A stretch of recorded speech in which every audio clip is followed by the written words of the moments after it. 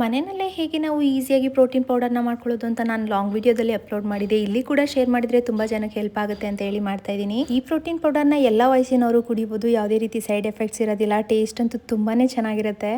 ಇದನ್ನು ಮಾಡ್ಕೊಳ್ಳೋದಕ್ಕೆ ಮೊದಲು ನಾನು ಒಂದು ಬಾಣಲೆನ ಇಟ್ಕೊಂಡು 1 ಬೌಲಷ್ಟು ಬಾದಾಮಿ, 1 ಬೌಲಷ್ಟು ಗೋಡಂಬಿನ ತೊಗೊಂಡಿದ್ದೀನಿ ಸಮ ಪ್ರಮಾಣದಲ್ಲಿ. ಅದನ್ನು ನಿಧಾನವಾಗಿ ಹುರಿದು ಎತ್ತಿಟ್ಕೊಂಡೆ.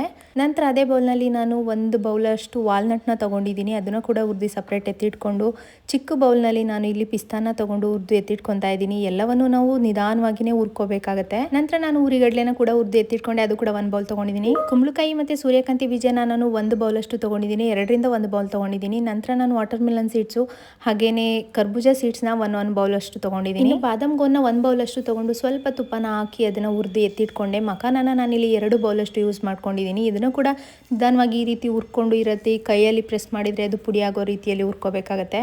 ಇದೆಲ್ಲ ತಣ್ಣಗಾದ್ಮೇಲೆ ಮಿಕ್ಸಿ ಜಾರ್ಗೆ ಹಾಕೊಂಡು 1 ಬೌಲಷ್ಟು ಕಲ್ಸಕ್ಕರೆನ ತೊಗೊಂಡಿದ್ದೀನಿ. 5ರಿಂದ 6 ಏಲಕ್ಕಿ ಕಾಯಿ ಹಾಗೆಯೇ ಸ್ವಲ್ಪ ಕೇಸರಿನ ಕೂಡ ತೊಗೊಂಡಿದ್ದೀನಿ. ಇದೆಲ್ಲದನ್ನು ಈ ರೀತಿ ಪುಡಿ ಆಗೋವರೆಗೂ ಪುಡಿ ಮಾಡ್ಕೊಂಡ್ರೆ ಸಾಕು. ಇದರಲ್ಲಿನೇ ನಾನು ಇನ್ನೊಂದು ಫ್ಲೇವರ್ ಮಾಡ್ಕೊಳ್ಳೋದಕ್ಕೆ ಅಂತ ಹೇಳಿ ಸ್ವಲ್ಪ ಪೌಡರ್ನ ಇನ್ನೊಂದು ಬೌಲ್ಗೆ ಹಾಕೊಂಡು ಇದಕ್ಕೆ ನಾನು ಕೋಕೋ ಪೌಡರ್ನ ಆಗಿ ಮಿಕ್ಸ್ ಮಾಡಿ ಎತ್ತಿಟ್ಕೊತಾ ಇದ್ದೀನಿ. ಇದರಿಂದ ನಮಗೆ ಚಾಕ್ಲೇಟ್ ಫ್ಲೇವರ್ ಪ್ರೋಟೀನ್ ಪೌಡರ್ ಕೂಡ ಸಿಗುತ್ತೆ.